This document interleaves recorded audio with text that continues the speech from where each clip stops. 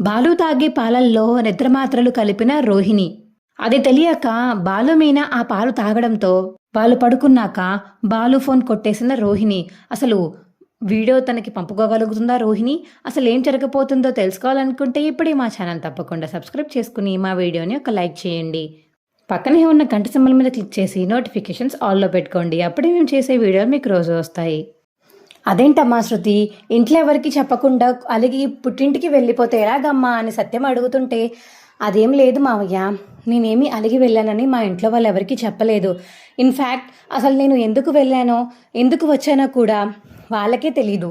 పాపం కన్ఫ్యూషన్తో వాళ్ళ బుర్రలు పట్టుకున్నారు తెలుసా మావయ్య అని ఇక శృతి అంటుంటే, అది కాదమ్మా, ఎందుకు వెళ్ళావో వాళ్ళు భయపడతారు కదా అని చెప్పేసి ఇక సత్యం అంటుంటే, మావయ్య మీరే నా ఫ్యామిలీ, మీ గురించి ఎప్పుడు తప్పుగా మా అమ్మకి చెప్పను. మీ అందరూ నాకు చాలా చాలా ఇష్టం. అలాంటిది మీ మీద నెగిటివ్గా మా అమ్మకి ఎందుకు చెప్తాను? రవి మీద అలిగి నేను పుట్టింటికి వెళ్ళాను, కానీ రవి వస్తాడని నాకు తెలుసు. నా మీద ఎంత ప్రేమ ఉందో తెలుసుకోవడానికని అలా చేశాను. రవి వచ్చాడు, నన్ను తీసుకొచ్చాడు. మా అమ్మ వాళ్ళకి జస్ట్ నేను మీ దగ్గర ఉంటానని మాత్రమే చెప్పాను 4 రోజులు. కానీ రవి వచ్చేయడంతో నేను రవితో పాటు కలిసి వచ్చేసాను అంతే అని చెప్పేసి ఇక శృతి చెప్పడంతో, బాగా చెప్పావమ్మా శృతి, చిన్నదానివైనా చాలా బాగా చెప్పావు అని ఇక సత్యం అంటుంటే, ఏంటి రవి సారీ చెప్పగానే వచ్చేసావా శృతి అని ఇక రోహిణి అడుగుతుంటే, సారీ ఒక్కటే కాదు, మోకాల మీద కూర్చుని నాకు ఈ రింగ్ ఇచ్చాడు, అందుకనే వచ్చాను. రింగ్తో పాటు ఒక మంచి ఎక్స్ప్లెనేషన్ ఇచ్చాడు. సో తన ప్రేమ నాకు అర్థమై తనతో మళ్ళీ వచ్చాను అని ఇక శృతి అంటుంటే, అవునా, ఏది చూపించు రింగు అని చెప్పేసి ఇక ఇంట్లో వాళ్ళందరూ ఆ రింగ్ చూపించమని అడిగితే శృతి అయితే రింగ్ చూపిస్తుంది. ఇక ప్రభావతి అయితే కోపంతో రగిలిపోతూ ఉంటుంది, కుళ్ళిపోతూ ఉంటుంది ఆ రింగ్ చూస్తూ. ఏంటి డైమండ్ రింగ్లా ఉంది అని రోహిణి అంటుంటే, అవును డైమండ్ రింగే, నా కోసం డైమండ్ రింగ్ కొనుక్కుని మరి మా ఇంటికి వచ్చాడు. నేనంటే అంత ఇష్టమని నాకు ఇవాళ బాగా అర్థమైంది. రవి ఎప్పుడూ నన్ను వదిలిపెట్టి ఉండలేడు, నాకు అర్థమైంది అది అని చెప్పేసి ఇక శృతి అంటుంది.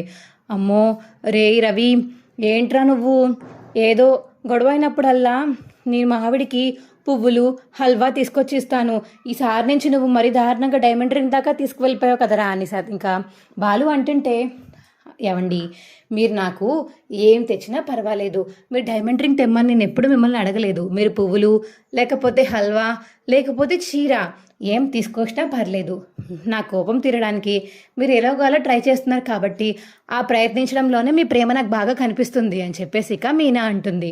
ఇంకా రోహిణి అయితే మనోజ్ వంక అలా చూస్తూ ఉంటుంది. ఏంటి వాళ్ళకిలాగా మనం చీప్గా పువ్వులు హల్వాలు చీరలు ఎందుకు తెచ్చుకుంటాం, మనం కాస్ట్లీ కదని ఆలోచించాలి. అయినా రోహిణి చెప్పు, మనం ఎప్పుడన్నా కోప్పడతామా, మనం ఎప్పుడన్నా గొడవ పడతామా, మనం ఎందుకు చెప్పించుకోవడం అని చెప్పేసి ఇక్కడ మనోజ్ అంటుంటే, నీకు డబ్బులుంటేనే కదా నువ్వు నాకు ఇవ్వడానికి, అయినా మనం ఎప్పుడు గొడవ పడ్డాంలే కానీ ఇచ్చే అనిక రోహిణి అంటుంది. కోప్పడకు రోహిణి, నేను కూడా నీకు ఏదోటి కొంటానులే అని చెప్పేసి మనోజ్ అంటాడు. నువ్వు కొనేటప్పటికి నేను ముసల్దాన్ని అయిపోతానులే మనోజ్ అని చెప్పేసి ఇక రోహిణి అంటుంది. సరే రవి, నాకు టైట్గా కొంచెం ఫీవర్గా ఉంది, నేను రూమ్లోకి వెళ్ళి పడుకుంటాను, ఆ బ్యాగ్ తీసుకొచ్చాయని ఇక రూమ్లోకి అయితే వెళ్ళిపోతుంది శృతి. అప్పుడే ఇక ప్రభావతి అయితే రవిలా రా అని చెప్పేసి రవిని అయితే పక్కకి పిలుస్తుంది. ఏంట్రా రవి, ఏం చేసావు నువ్వు, మొత్తం పెంట చేసావు కదా, అసలు ఎలా ఉండాలి అన్నాము చెప్పాను, ఎలా ఉన్నావు నువ్వు, అసలు ఏం చేసావు నువ్వు అని చెప్పేసి ఇక ప్రభావతి అంటుంటే, నేనేం చేశానమ్మా, నా భార్యని ఇంటికి తీసుకొచ్చాను, అది కూడా నా తప్పేనా అని చెప్పేసి ఇక రవి అడుగుతుంటే, నీ తప్పు అని చెప్పట్లేదురా, అసలు నేనేం చెప్పానో, ఏ విధంగా ప్రవర్తించావు నువ్వు, తనకి ఫోన్ చేయకు, తందే తప్పు, బాగా కొవ్వుకి కొట్టుకుంటుంది, తను అలానే ఉండనివ్వా, పుట్టింట్లో 2 రోజులు ఉంటే బుద్ధి వస్తుంది అని చెప్పాను నీకు, కానీ నువ్వేం చేసావు, నువ్వేమి చేయలేదు. నీ ఇష్టం వచ్చినట్టు చేసి ఆఖరికి బతంలాడుకుని మోకాల మీద కూర్చుని డైమండ్ రింగ్ ఇచ్చి మరీ అడుక్కుని తీసుకొచ్చావు కదరా. ఈ ఒకసారి నువ్వు ఇలా అలవాటు చేస్తే రేపటి నుంచి ఇక శృతి అదే కోరుకుంటుంది. ఊరికూరికి గొడవపడి పుట్టింటికి వెళ్ళిపోతే అస్తమానం నువ్వు వెళ్ళి తీసుకురావాలి. చెప్పు, అవసరమా, ఎందుకు వెళ్ళావు, తనకే నీ మీద ప్రేమ ఉంటే తనే వస్తుంది కదా అని చెప్పేసి ఇక ప్రభావతి అంటుంటే, అమ్మా నేను ఇలా ఆలోచించలేనమ్మా, అయినా నీకు ప్రేమ ఉంటే ఆ మనిషి మీద ప్రేమ చూపించాలి.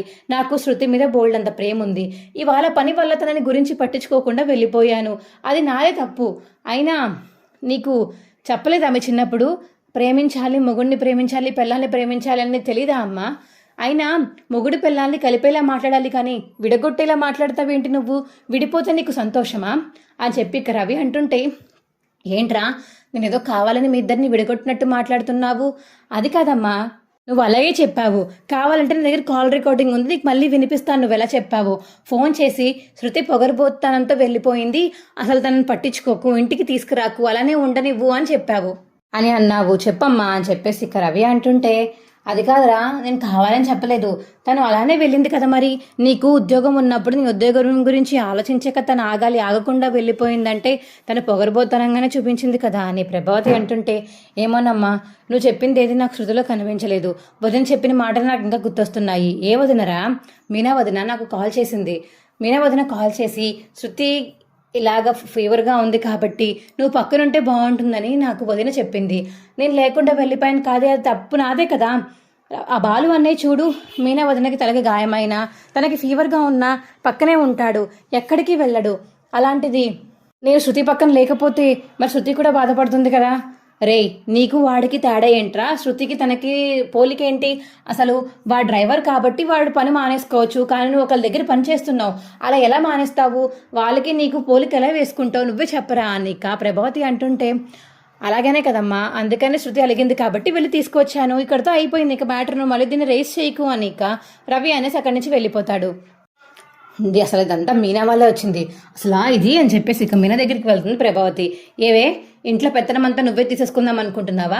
ఆ రవిగాడికి ఏ మాటలు చెప్పి మాయ మాటలు చెప్పి శృతిని ఇక్కడ తీసుకురానిచ్చావు?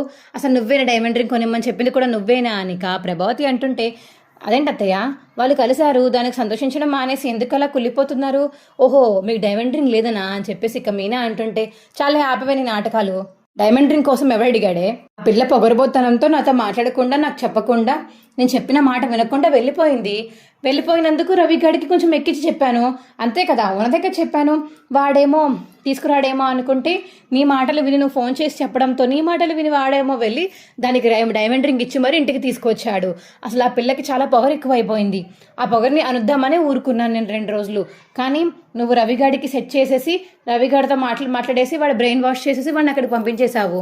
రవిగాడేమో డైమండ్ రింగ్ ఇచ్చి మరి తీసుకొచ్చాడు అని ఇక ప్రభావతి అంటుంటే, అవునత్తయ్య, ఇప్పుడు మీరు ఒక తల్లిగా కొడుకు కోడలు ఇద్దరు హ్యాపీగా ఉండాలి, సంతోషంగా కలకాలం కలిసి ఉండాలి అని కోరుకోవాలే కానీ ఏంటి మీరు వాళ్ళు విడిపోవాలి, వాళ్ళు ఎప్పుడూ కలిసి ఉండకూడదు అన్నట్టు మాట్లాడతారేంటి? నాకు అర్థం కాక అడుగుతున్నాను అని మీనా అడుగుతుంటే, అవును, నేను ఇప్పుడు వాళ్ళు విడిపోవాలని ఎవరు కోరుకోలేదు, వాళ్ళు కలిసి ఉండాలని కోరుకున్నాను.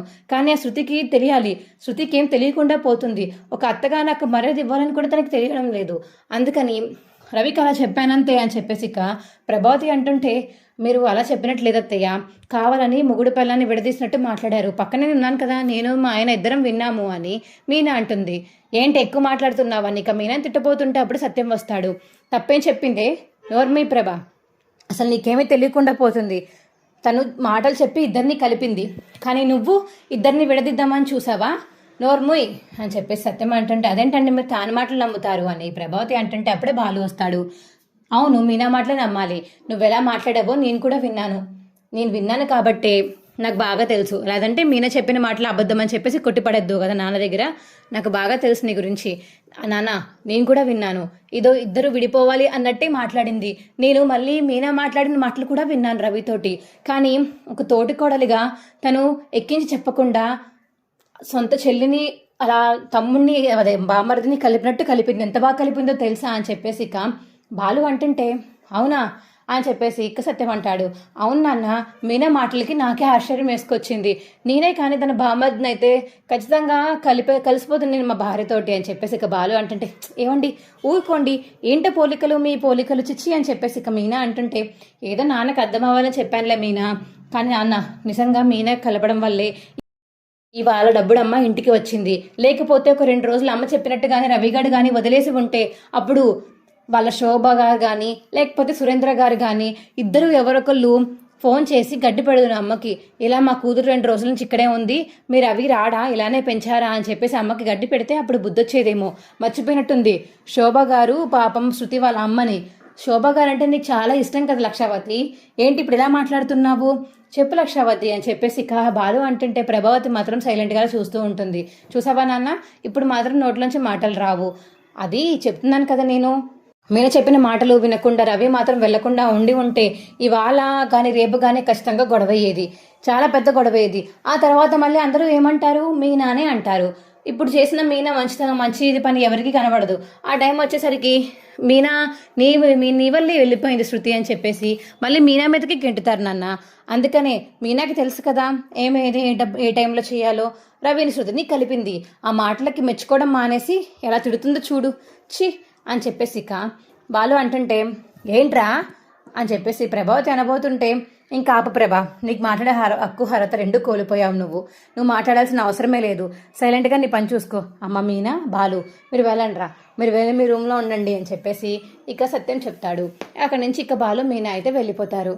ప్రభా కొంచెం పెద్దరికం దాచుకో, నీకంటూ నీ పరువు ఉంది, ఆ పరువు పోగొట్టుకోకు. కొడుకుని కోడల్ని ఇద్దరిని కలపడానికి ట్రై చేయి, లేకపోతే సైలెంట్గా ఉండు. అంతేగాని విడగొట్టడానికి ప్రయత్నించకు, నీ పరువే పోతుంది. అర్థమవుతుందా? జాగ్రత్తగా ఉండు అని చెప్పేసి ఇక సత్యం అయితే చెప్తాడు ప్రభావతికి. ఇక నైట్ అయ్యేసరికి మీనా బాలు అయితే కబుర్లు చెప్పుకుంటూ ఉంటారు. సరేనండి, మీకు నిద్ర వస్తుందా? మొండండి, నిద్ర రాకపోతే పాలు కలుపుకుని వస్తాను అని ఇక బాలుకి చెప్పేసి కిచెన్ రూమ్లోకి అయితే వెళ్తుంది మీనా. కిచెన్ రూమ్లోకి వెళ్ళి ఇక పాలు కాస్తుంది. అప్పుడే ఇక ఎలాగైనా సరే నిద్ర మాత్రలు పాలల్లో కలపాలి అని చెప్పేసి రోహిణి అయితే కిచెన్ రూమ్లోకి వచ్చి మీనా చుట్టూరు తిరుగుతూ ఉంటుంది. ఏంటి, ఏమైంది మీనా, ఏం చేస్తున్నావు నువ్వు అని చెప్పేసి ఇక రోహిణి అడుగుతుంటే నాకేం అవ్వలేదు, నీకేమైంది, ఎప్పుడు లేదు కిచెన్ చుట్టూరు నా చుట్టూరు తిరుగుతున్నావు ఏమైంది అని ఇక మీనా అడుగుతుంటే అబ్బే అదేమీ లేదు మీనా, అంటే నిద్ర పట్టట్లేదు, కొంచెం కాఫీ టీ తాగితే కొంచెం ప్రశాంతంగా ఆలోచనలు పోతాయని తాగడానికి వచ్చాను అని ఇక రోహిణి అంటుంటే అవునా సరే పెడతానుండు, మా ఆయనకి పాలు కలుపుతున్నాను అని చెప్పేసి మీనా అంటుంది. సరే మీనా కాయి, కానీ ఒకటి మర్చిపోయినట్టున్నావు, మేడపైన బట్టలు తీసావా? తీసేసి మడత పెట్టేశాను ఇందాకే. అవునా, ఇందాక వెళ్ళినప్పుడు అటో డ్రెస్ ఇటో డ్రెస్ ఏదో కనిపించింది నాకు అని ఇక రోహిణి చెప్పేసరికి ఇక మీనా అయితే సరే పాలు చూస్తుండే పైకి వెళ్ళి చూసి వస్తాను అని మీనా అయితే మేడపైకి వెళ్ళి ఇక బట్టలు ఉన్నాయో చూస్తుంది. ఈ లోపల దొరికింది ఛాన్స్ అని చెప్పి రోహిణి అయితే పాలల్లో స్లీపింగ్ టాబ్లెట్స్ కలిపేస్తుంది. కలిపేసి కాలా నించుని ఉంటుంది పక్కన వాటర్ తాగుతూ. అయ్యో పైన బట్టలు లేవు కదా రోహిణి, ఎందుకలా చెప్పావు? అవునా, ఏమో తెలీదు మీనా, వర్షం పడేలా ఉంది కదా, మళ్ళీ బట్టలు తడిసిపోతాయని అనుకున్నాను. ఇందాక నేను ఫోన్ మాట్లాడుతూ పైకి వెళ్తే పైన ఇందాక బట్టలు కనిపించాయి, అందుకని ఇంకా తీయలేదేమో అనుకుని అలా చెప్పాను. సారీ మీనా అని చెప్పేసి ఇక రోహిణి అంటుంటే సరే నుంచి టీ కాసిస్తాను అని చెప్పేసి మీనా అంటుంటే వద్దు, ఇంక నాకు నిద్ర వచ్చేస్తుంది, వెళ్ళి పడుకుంటాను అని రోహిణి అక్కడి నుంచి వెళ్ళిపోతుంది. ఇదేంటి ఇప్పుడే టీ కావాలని వచ్చింది, మళ్ళీ వద్దని వెళ్ళిపోయిందేంటి, సర్లే అని చెప్పేసి ఇక బాలుకైతే రోహిణి మొత్తం మంది కలిపిన పాలైతే గ్లాసులో వేసుకుని మీనా బాలుకైతే ఇస్తుంది. ఇక బాలు అయితే సగం పాలు తాగి ఇదిగో మీనా నువ్వు తాగు అని చెప్పేసి మీనాకైతే పాలుస్తాడు. మీనా కూడా సగం పాలు తాగేస్తుంది. అది చూసి ఇక రోహిణి అయితే అమ్మయ్య ఇద్దరు తాగేశారు కాబట్టి ఇద్దరు ఫుల్ స్లీప్లోకి వెళ్ళిపోతారు, అప్పుడు ఆ ఫోన్ కొట్టేయచ్చు అని చెప్పి ఇక మనసులో అయితే అనుకుంటుంది రోహిణి. ఇక మీనా బాలు అయితే పాలు తగ్గేసి ఇక హ్యాపీగా పడుకుంటారు. రోహిణి ఇంక వాళ్ళు పడుకోవడం చూసి ఫోన్ తెచ్చుకోవడానికి అయితే మెల్లగా వెళ్తుంటే అదే టైంకి ఇక ప్రభావతి బయటికి వచ్చి అమ్మ రోహిణి బయట ఏం చేస్తున్నావమ్మా నువ్వు, అది కూడా ఈ టైం దాకా పడుకోకుండా ఉన్నావేంటి అని ఇక ప్రభావతి అడిగేసరికి అదేం లేదత్తయ్య నిద్ర పట్టట్లేదు, అందుకని ఇక్కడ అటు ఇటు తిరుగుతున్నాను అని చెప్పేసి రోహిణి అంటుంటే ఎందుకమ్మా ఇక్కడ తిరగడం, చూసావా ఎలా పడుకుందో, గేదె గొరక పెట్టినట్టు పెడుతున్నారు ఇద్దరు, ఎంత బాగా పడుకున్నారో, పొద్దున్నంతా వంటలు చేసి అలసిపోయినట్టు యాక్టింగ్ చేసేసి ఇప్పుడు వచ్చి ఇంట్లో పడుకోవడం ఒకటి వంటగా చేస్తుంది, ఇంకేం చేస్తుంది ఇది అని చెప్పేసి ఇక ప్రభావతి అంటుంటే అంతే అత్తయ్య నిజంగానే గొరక పెట్టి మరీ పడుకున్నారు ఇద్దరు అని చెప్పి ప్రభావతికి అయితే కావాలని ఎక్కిస్తుంది. కామ్ రోహిణి అయితే సర్లేమ్మా నువ్వు వెళ్ళి పడుకో వెళ్ళు అని చెప్పేసి ఇక ప్రభావతి చెప్పడంతో ఇక రూమ్లోకి అయితే వెళ్ళిపోతుంది రోహిణి. మళ్ళీ ప్రభావతి రూమ్లోకి వెళ్ళి పడుకున్నాక రోహిణి అయితే మళ్ళీ మెల్లగా బయటికి వస్తుంది ఫోన్ తీసుకోవడానికి బాలుది. అమ్మయ్య ఫోన్ తీసుకుందామని చెప్పేసి మెల్లగా నడుచుకుంటూ వెళ్తుంటే అప్పుడైతే ఇక మనోజ్ అయితే బయటికి తలుపు తీసుకుని పరిగెత్తుకుంటూ వచ్చి రోహిణి అయితే ఎత్తుకుని రూమ్లోకి తీసుకువెళ్ళిపోతూ ఉంటాడు. అబ్బాబ్బా ఆగు ఆగు ఆగు, ఏంటి మనోజ్ ఏమైంది, ఎందుకని నన్ను లోపలికి తీసుకువెళ్తున్నావు, ఏమైంది నీకు అని చెప్పేసి ఇక రోహిణి అడిగేసరికి అదేంటి రోహిణి అలా అడుగుతున్నావు, దా పిల్లలు కావాలని ఆశపడుతున్నావు కదా, దా నువ్వురా బయట ఏం చేస్తున్నావు ఈ టైంలో, నీ కోసం నేను లోపల వెయిట్ చేస్తున్నాను తెలుసా నీకు అని మనోజ్ అంటుంటే అబ్బా నేను ఏదో పనిలో ఉంటే ఎందుకు మనోజ్ ఆట ఏదో టైంకి వచ్చి ఇలా చెడగొడతావు అని రోహిణి అంటుంది.